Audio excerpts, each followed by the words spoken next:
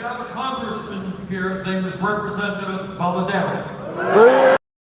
I don't know if he's watching the live stream or not. But if he is, I must say this to him. I come from the state of Vermont, and I'm here in Bakersfield.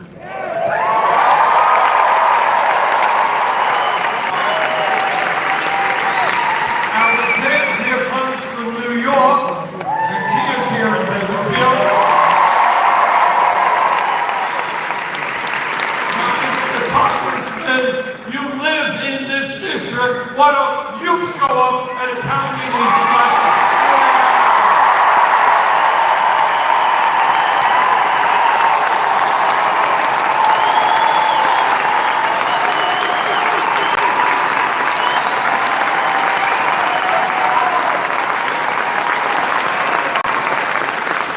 And when you show up, I think people are going to have a very simple question for you.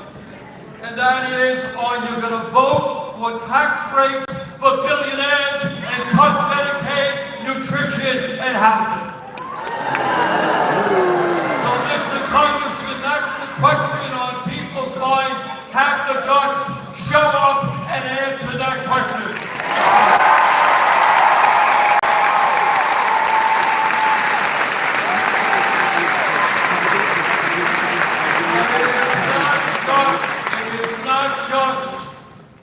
Medicaid that they want to cut right now.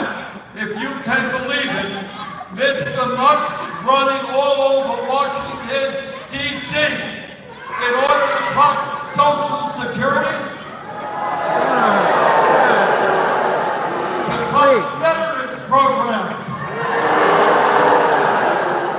You know, I bet we have many veterans who are here right now.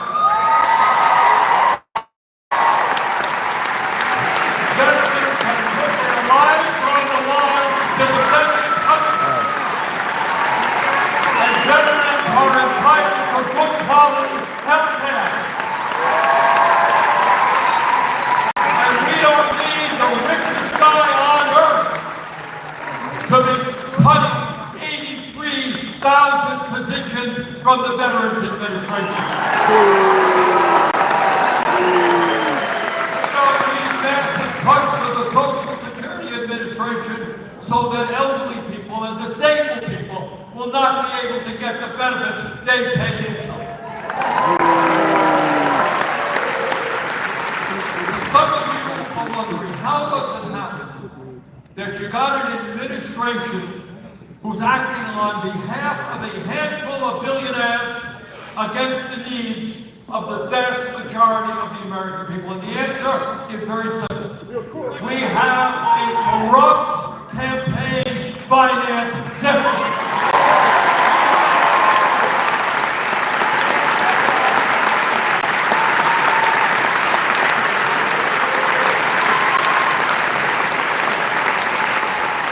So here's a piece of information I want to give to you who are interested.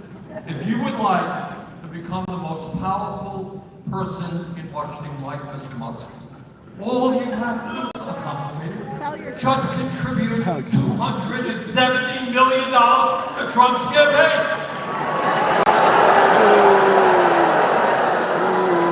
We have a corrupt campaign finance system which allows billionaires through their super PACs to spend as much money as they want to elect their right-wing candidates and defeat candidates who stand up for the working class.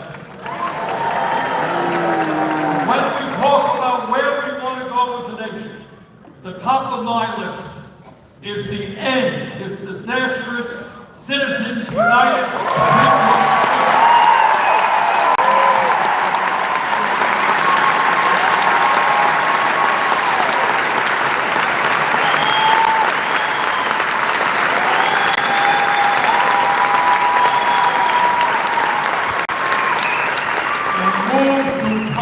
Funding of elections.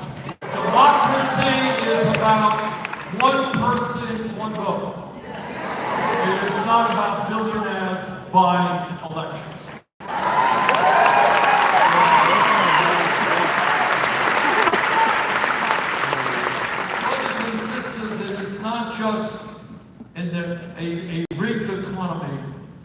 have to worry about today. There is another issue I know that is on people's minds, and that is the rapid movement of the Trump administration toward an authoritarian form of society.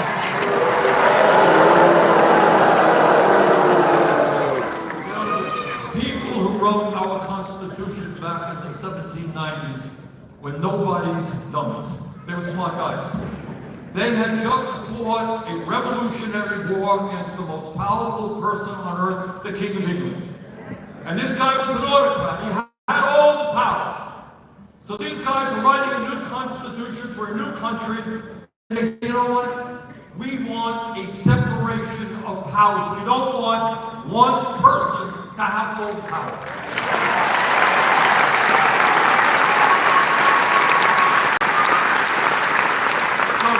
Created an executive branch, the president, a legislative branch, House and Senate, and a judicial branch, our federal courts. And the point about that separation of powers was each party, each group would keep a check on the others. And what we are seeing right now is day after day, Trump is trying to dismantle that separation of powers and bring more power unto himself. Well, Mr. Trump, we overthrew the King of England in 1790, 1770. We're not going to allow you to become the new king.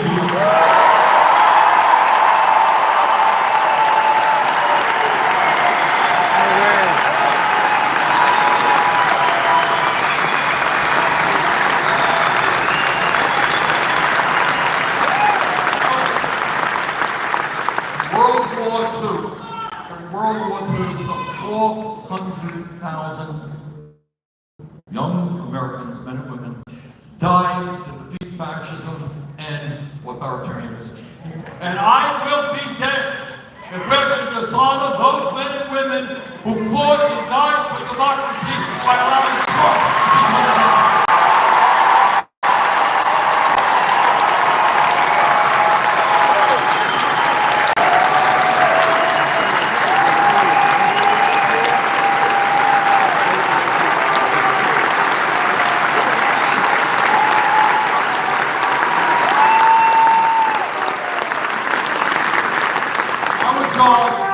Is to rally the American people and to defeat Trumpism. But we have got to do even more than that. From the bottom of my heart, I believe that we can create a government and an economy that works for all of us, not just Mr. Musk and his billionaire friends.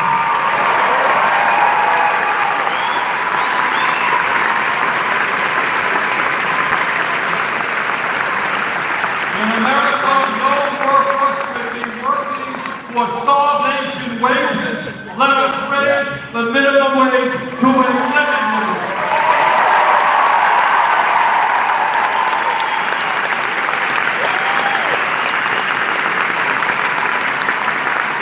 In the United States today, we are the only major country not to guarantee health care to all people as a right.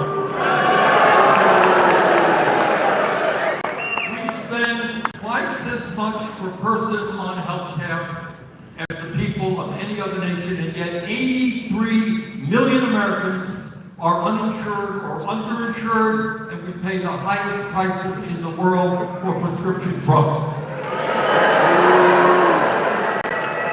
It is my deepest held view that health care is a human right, not a privilege.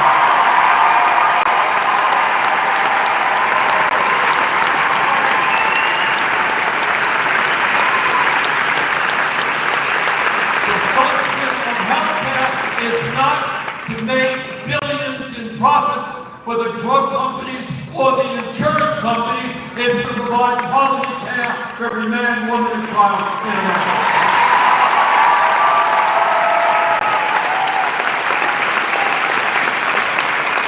And Mr. Trump is big into deporting people. Well,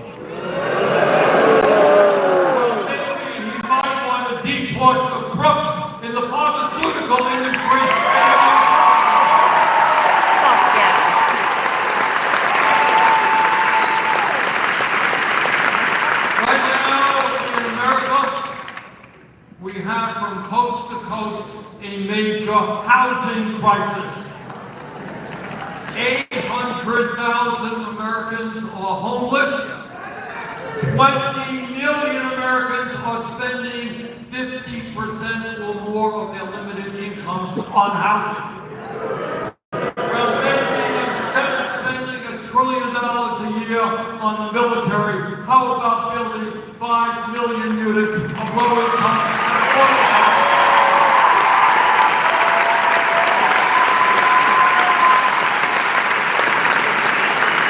How about having these corporate interests that cannot own more and more affordable housing and raise rents that people cannot afford?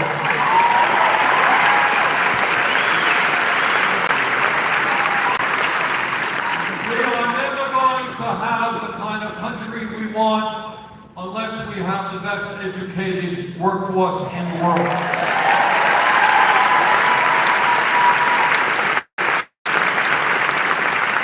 And that means I want all of our young people, low-income, working class, whatever they may be, to have the opportunity to get the education they need to succeed in life.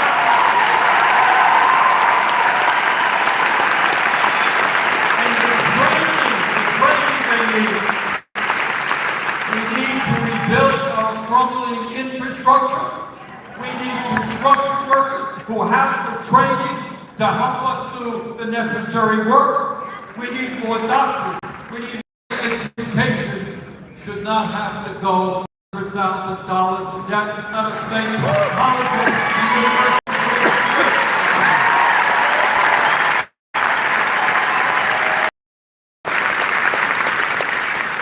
You know, sometimes my critics love Bernie has great ideas. How are you going to pay for them? I don't tell you how we're going to pay for them. We're not going to give the billionaires more tax rates. We're going to make them start paying.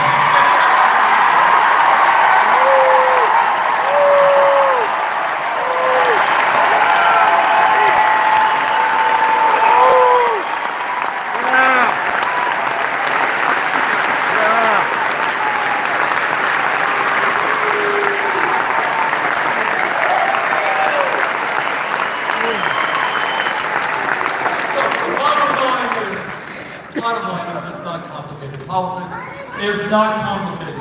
The bottom line is, which side are you on? Are you on the side of the billionaire class, or are you on the side of the working class of this country? We know which side we are on.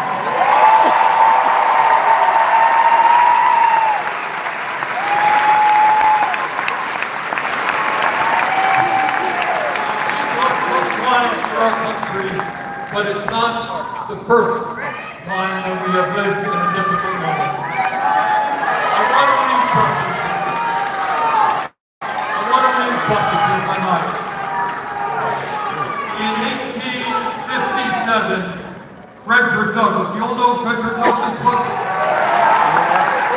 He was a great abolitionist, led the effort to end the nightmare of slavery in America. This is what he said. I want you to listen carefully, please. This is what he said.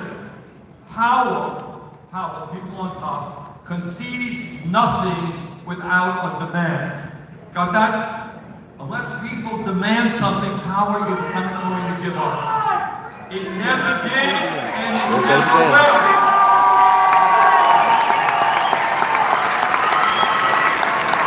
Right now, just when many people will quietly submit to, and you have found out the exact measure of injustice and wrong which will be imposed upon them. In other words, what Douglass said way back then is relevant today. If we sit back and allow the billionaire class and the oligarchs to do with us what they want, they will succeed.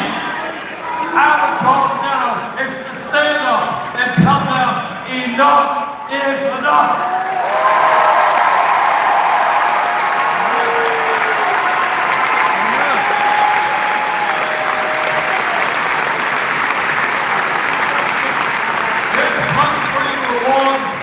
All of us, not just Mr. Us and its fellow billionaires.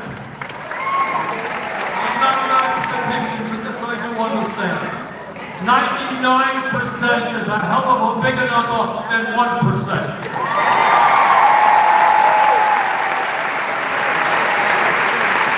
So if we stand together and not allow Trump to demagogue us, to divide us up based on the color of our skin, or where we were born, or what our language is, or our sexual orientation, that's how they succeed. They divide us up and up and up.